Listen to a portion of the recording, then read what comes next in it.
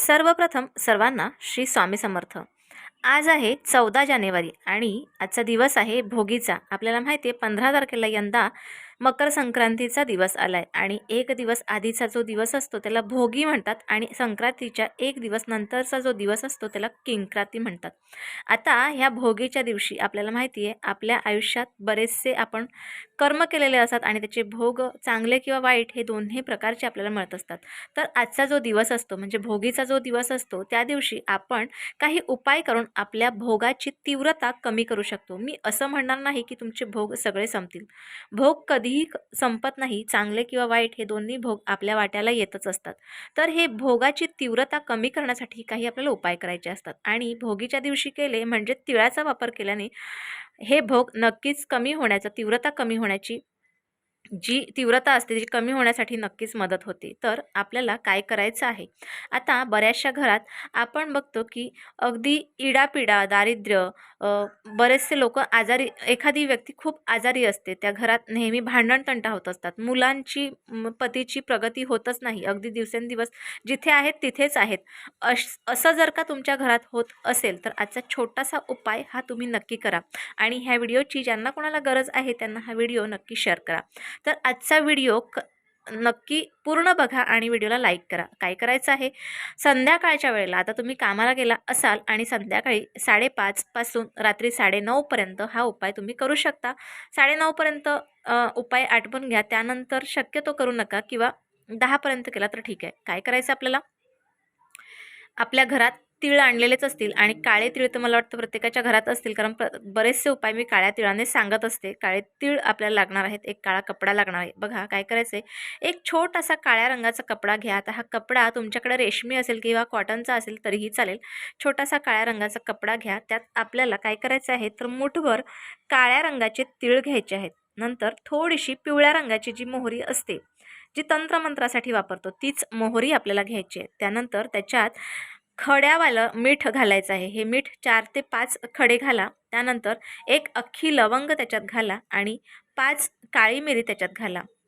आता ह्या सगळ्या वस्तू घातल्याच्या नंतर आपल्याला ही जी पोटली तयार झालेली आहे, ह्या पोटलीला व्यवस्थित गाठ मारून घ्यायची आहे आणि ही गाठ मारलेली पोटली आपल्याला सगळ्यात पहिले, बघा आपल्याला धनहानी होत असते, धनाची समस्या येत असते. आपल्याला माहिती असतं की अरे कुठली कोणाची ना कोणाची तरी काळी नजर आपल्या इकडे पडलेली असेल, आपल्या घरात पडलेली असेल, आपल्या प्रिय व्यक्तींवर पडली असेल, आपल्या स्वतःवर सुद्धा पडली असेल. तर हे काळ्या रंगाच्या ज्या वस्तू आपण ज्या इथे काळ्या रंगाचा कापड वापरलेला आहे किंवा काही वस्तू वापरल्यात, बघा ह्या सगळ्या वस्तू नकारात्मक शक्ती खेचून घेऊन बाहेर टाकण्याची कामं हे सगळ्या वस्तू करत असतात. नकारात्मकता दूर करण्याची ह्या वस्तू करत असतात. तर त्यासाठी आपल्याला ह्या सगळ्या वस्तू आपण घेतलेल्या आहेत. आता ही व्यवस्थित पोटली गाठ मारायची. गाठ मारल्यानंतर तुम्हाला आपल्या तिजोरीवरून ही 5 वेळेला कमीत कमीत उतरवून घ्यायची. त्यानंतर तुम्हाला ही जी पोटली आहे ही देव्हाऱ्याकडून उतरवून घेतली तरीही चालेल. त्यानंतर घराच्या 4 कोपऱ्यांना ही टच करून घ्यायची आहे. त्यानंतर घरातली जी आजारी व्यक्ती असेल किंवा नसेल किंवा तुमच्या घरात जितके कोणी घरात सदस्य असतील त्या प्रत्येक सदस्याच्या डोक्यावरून ही पोटली व्यवस्थित अशी उतरवून घ्या. आता सगळ्यांकडून उतरवल्याच्या नंतर शेवटचं आपल्या मेन दरवाजावरून ही पोटली व्यवस्थित अशी उतरून घ्या. आता उतरून घेतल्यानंतर ह्याच्यावर आपल्या 2 कापऱ्याच्या वड्या सोबत घ्यायच्या आहेत आणि एक माचीस सोबत घ्यायची आणि आपल्या घराच्या बाहेर, बरोबर घराच्या बाहेर जिथे शांततेचं थोडंसं ठिकाण असेल, थोडीशी अशी जागा असेल, आपण म्हणतो ना की इथे सुनसान आहे, कोणी इथे येत जात नाही, अशा ठिकाणी, किंवा जर तुमचं स्वतःचं अंगण असेल अगदी अंगणाच्या बाहेरच थोडंसं जा आणि तिथे काय करा, तुम्ही स्वतःवरून पण ही उतरवून घेतली असेलच तर काय करा, ही जी पोटली आहे ही तिथे बाहेर ठेवा आणि त्याच्यावर ज्या कापराच्या वड्या घेतलेल्या आहेत, ह्या कापराच्या वड्या त्याच्यावर ठेवा आणि त्यानंतर त्याला आपला डावा पाय थोडासा हळूच असा टच करा आणि त्यानंतर ह्या ज्या कापराच्या वड्या आहेत ह्या त्याच्यावर जाळा. आता हे जळत असताना बघा हे पूर्णपणे जळून जाईल त्याच्यात, कारण आपण काळा कपडा लावलेला आहे, मीठ घातलेलं आहे, लवंगा घातलेल्या आहेत, मोहरी घातलेल्या आहेत. ह्या सगळ्या आपल्या घरातली पूर्ण इडापिडा, नजर दोष, आपल्या घरातली निगेटिव्हिटी हे सगळं घेऊन बाहेर गेलेलं आहात तुम्ही आणि हे सगळं तुम्ही पेटवत आहात आणि ह्याची सगळी राख होत आहे. तर ही जी राख आहे ही तिथेच राहिली तरीही चालेल, काही प्रॉब्लेम नाही. ही राख होऊन जाईल, त्याच्याकडे फारसं लक्ष देऊ नका. जेवढं जळेल तेवढं जळेल, जितकं राहील तेवढं राहील, काही प्रॉब्लेम नाही.